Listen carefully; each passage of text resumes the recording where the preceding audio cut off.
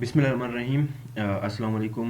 मैं हूं बासित नवाज और आज का हमारा टॉपिक जो है वो अब्राहम एकॉर्ड या अब्राहम डील जिसे कहा जाता है वो है। तो सबसे पहले इसका एक छोटा सा ब्रीफ सा इंट्रोडक्शन है। The Abraham accord are a joint statement between the Israel UAE and United states reached on August 13 2020।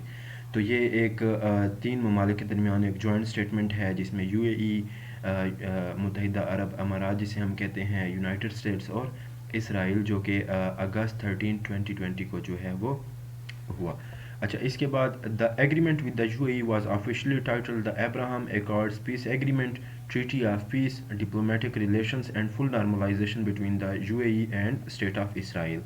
The original Abraham Accord were signed by the UAE's Foreign Minister Abdullah bin Zayed Al Nahyan, Bahrain's Foreign Minister Abdul Latif bin Rashid Al Ziani, and Israeli Prime Minister Benjamin Netanyahu on September 15, 2020 at the South Lawn of the White House in Washington, DC. इसके बाद अभी जाके आप लोगों को समझ आएगी कि बेसिकली इस अकॉर्ड में है क्या चीज़। तो इसके साइलेंट फीचर्स कुछ यूँ हैं कि both Israel and UAE recognised each other. इस अकॉर्ड के तहत या इस जो जॉइंट स्टेटमेंट है उसके तहत जो है वो दोनों ममालिक ने जो है वो यानी इसराइल और यूएई ने आपस में एक दूसरे को रिकॉग्नाइज कर लिया है, तस्लीम कर लिया है एज अ सॉवरेन स्टेट। दूसरा पॉइंट है बोथ इनिशिएटेड डिप्लोमेटिक रिलेशंस। अब डिप्लोमेटिक रिलेशंस किस तरह से जो है वो स्टार्ट होते हैं कि दोनों ममालिक ने जो है वो अपने अपने ममालिक में दूसरे यानी कि इसराइल ने यूएई और यूएई ने इसराइल के लिए जो है वो एम्बेसीज वगैरह खोलना शुरू कर दी हैं। तीसरी चीज़ में है डिफेंस कोलैबोरेशन। डिफेंस कोलैबोरेशन से क्या मुराद है कि अब इसमें आगे अगर आप देखें तो यूएई जो है वो आने वाले टाइम में इस अकॉर्ड के तहत जो है वो यूनाइटेड स्टेट्स से काफ़ी सारे F-35 जेट फाइटर्स लेगा, ख़रीदेगा। और बाकी ये है कि इसमें आपको मालूम है कि इसराइल जो है वो एक डिफेंस में करंटली जो है वो काफ़ी आगे है बाकी अरब ममालिक में से। तो इसराइल और यूएई आपस में जो है वो डिफेंस कोलैबोरेशन करेंगे। पीपल टू पीपल कांटेक्ट, उसमें क्या होगा कि जो है वो फ्री वीज़ा सर्विस जो है वो दोनों कंट्रीज एक दूसरे को देंगे। वीज़ा ऑन अराइवल होगा, ठीक है, यानी कि एट अ टाइम आपको एयरपोर्ट पर ही वीज़ा मिल सकता है। और ड्यूरेशन जो है वो वीज़े की तकरीबन 3 मंथ होगी। इंक्रीजिंग ट्रेड डेलीगेशंस विज़िट, इससे क्या मुराद है, यानी कि जो ट्रेड डेलीगेशंस होती हैं उनको उनके जो विज़िट्स हैं उसको जो है वो बढ़ाया जाएगा इस अकॉर्ड के तहत। और एट लास्ट साइलेंट फीचर है both countries with collaborate in technology.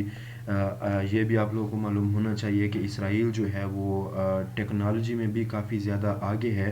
तो यूएई जो है वो बेनिफिट हासिल करना चाहता है इसमें। अब वो जो है वो साइबर टेररिज्म वगैरह जो है वो उसके ख़ात्मे के लिए भी जो है वो इसराइल से मदद लेगा। तो ये कुछ उसके सेलेंट फीचर्स थे। इसके बाद उसके ऑब्जेक्टिव्स आ जाते हैं। ऑब्जेक्टिव्स सबसे पहले जो है वो इसराइल के हैं कि इसराइल को क्या ज़रूरत पड़ी थी, वाई इसराइल जॉइंट डील। तो Israel has been feeling diplomatic insecurity for long. अब तकरीबन जो है वो नॉन मुस्लिम कंट्रीज़ या वेस्टर्न कंट्रीज़ जितने भी हैं या अफ्रीकन या एशियन जितने भी नॉन मुस्लिम कंट्रीज़ हैं उन्होंने तकरीबन ने जो है वो इसराइल को रिकॉग्नाइज़ कर लिया है और उनको उसके साथ डिप्लोमेटिक रिलेशंस जो है वो उनके चल रहे हैं। लेकिन स्पेशली जो है वो मुस्लिम वर्ल्ड्स और उसमें भी जो है वो अरब कंट्रीज़ जो है वो इसको रिकॉग्नाइज़ नहीं कर रहे थे कितने अरसे से। तो ये उसके लिए एक ज़रूरत थी कि अगर यूएई जो है जो कि जीसीसी का एक सेकंड मोस्ट इम्पॉर्टेंट कंट्री है, तो अगर वो उसे रिकॉग्नाइज़ कर लेता है तो उसके लिए ये चीज़ आसान होगी कि वो बाकी कंट्रीज़ को भी कन्विंस कर लेगा। तो ये सबसे पहली वजह ये थी। दूसरी स्ट्राइविंग फॉर रिकग्निशन, तो इसमें भी तकरीबन वही बात आ जाती है कि कोशिश कर रहा है वो कि उसको जो बाकी जितने मुस्लिम वर्ल्ड के कंट्रीज़ हैं जिन्होंने उसको टिल द टाइम रिकग्नाइज़ नहीं किया یا عرب کنٹریز ہیں تو وہ اس کو ریکگنائز کر لیں. اور تیسری بات میں نے یہی لکھی کہ یو اے ای جو ہے وہ سیکنڈ موسٹ ورلڈ کنٹری ہے جی سی سی ورلڈ یا عرب ورلڈز میں. تو سوڈان، لبنان اور کافی ادر کنٹریز جو ہے وہ مسلم ورلڈس کے، تو انہوں نے اسرائیل کو ریکگنائز کیا ہوا ہے. اور سعودی عربیہ جو ہے وہ بھی ایک سافٹ کارنر رکھتا ہے اسرائیل کے لیے. اور یو اے ای اور اسرائیل کے درمیان جو بھی آپ کی ٹرانسپورٹیشن آف گوڈز ہوتی ہے وہ سعودی عربیہ کی جو ہے وہ ایئر وے یوز ہوتے ہوئے جو ہے وہ ایئر اسپیس یوز کرتے ہوئے جو ہے وہ ٹرانسپورٹیشن ہوتی ہے. اب یو اے ای کے کیا آبجیکٹیوز ہیں، تو اوپر آپ لوگوں نے سیلنٹ فیچر سے ہی آپ لوگوں کو معلوم ہو گیا ہوگا کہ ڈیفینس اینڈ ٹیکنالوجی کولیبوریشن. چونکہ کرنٹلی یو اے ای جو ہے وہ نان اسٹیٹ ایکٹر سے کافی زیادہ تھریٹنڈ ہے، تو اس لیے اس کو ضرورت ہے کہ وہ ایک ویل ڈیولپڈ ڈیفینس اور ٹیکنالوجی سسٹم جو ہے وہ اپنائے. دوسری چیز یہ کہ تھریٹ آف ایران کا کیسے تھریٹ ہے. ایران جو ہے وہ ایک شیعہ اسٹیٹ ہے اور ہمیشہ اس کی ٹسل رہی ہے عرب کنٹریز کے ساتھ.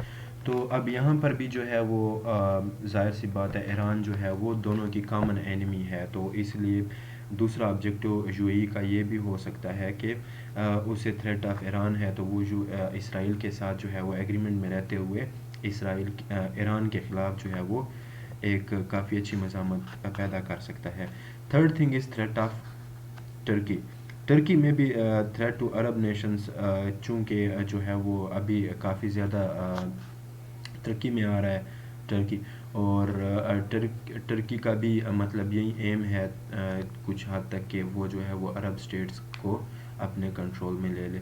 تو اب یہاں پر اگر اسرائیل یو اے ای کے ساتھ ہو جائے تو پھر یہ چیز کافی زیادہ جو ہے وہ مشکل ہوگی ان کے لیے. اب اس کے بعد both Israel and U A E are اچھا objectives of the U S کے کیا آبجیکٹیوز ہیں اس میں.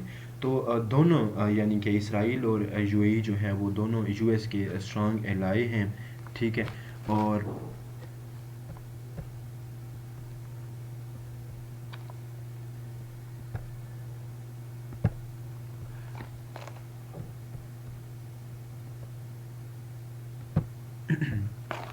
دونوں جو ہے وہ اسٹرانگ ایلائی ہیں اسرائیل اور you A E U S کے.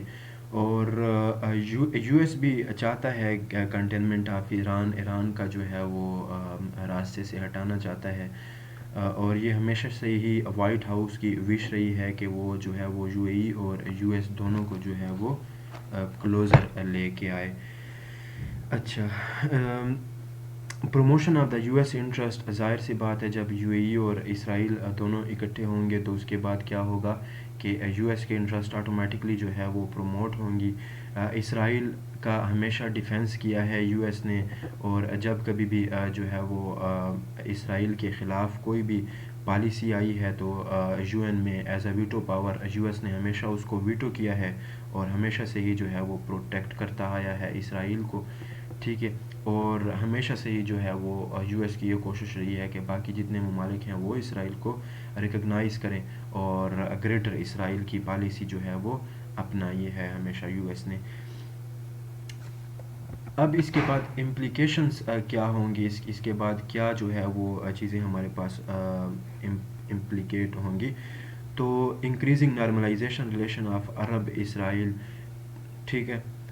جو عرب کنٹریز ہیں ان کے درمیان اور اسرائیل کے درمیان جتنے بھی یہ ان کے تعلقات ہیں وہ جو ہیں وہ نارملائز ہوں گے. لبنان، ایجپٹ، جارڈن جو ہیں وہ بھی یہ چاہتے ہیں کہ ان کی جو ہے وہ اسرائیل کے ساتھ اچھے ریلیشن ہوں، یعنی کہ ایک سافٹ کارنر رکھتے ہیں. دوسری چیز اس میں ہے کنٹینمنٹ آف ایران کی جو ہے وہ، چونکہ ایران بھی ابھی جو ہے وہ اپنے الائز کو کافی زیادہ سپورٹ کر رہا ہے. بشار الاسد ہو گیا، عراق میں بھی کافی ساری مطلب وہ جو ہے وہ اس طرح کے گروپس کو سپورٹ کر رہا ہے، حزب اللہ کو. تو یہ ساری کی ساری جو ہے وہ تھریٹ ہیں عرب ورلڈس کے لیے بھی اور اسرائیل کے لیے بھی.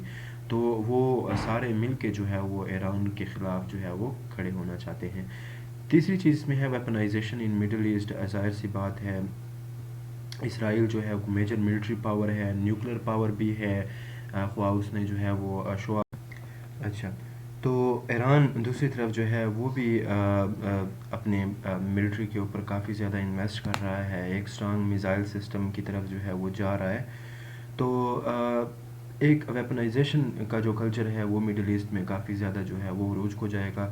اور ہم نے پہلے بھی کہا کہ سعودی عربیہ جو ہے وہ یو ایس اے اس ڈیل کے تحت جو ہے وہ F-35 فائٹر جیٹس بھی خریدے گا. تو ویپنائزیشن جو ہے وہ کافی حد تک آگے کو جائے گی.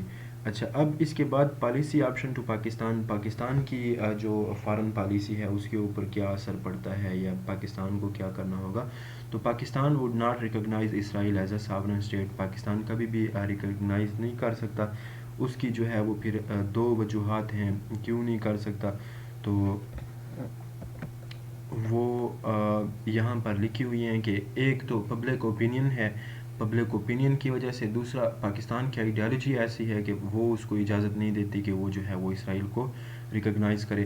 اور تیسری چیز جو یہاں پہ لکھی ہوئی ہے وہ یہ ہے کہ یہ ریلیجیس بیلیف ہے مسلمانوں کا کہ جو آخری قرب قیامت جو ایک جنگ ہوگی تو وہ اسرائیل اور مسلم امہ کے درمیان ہوگی.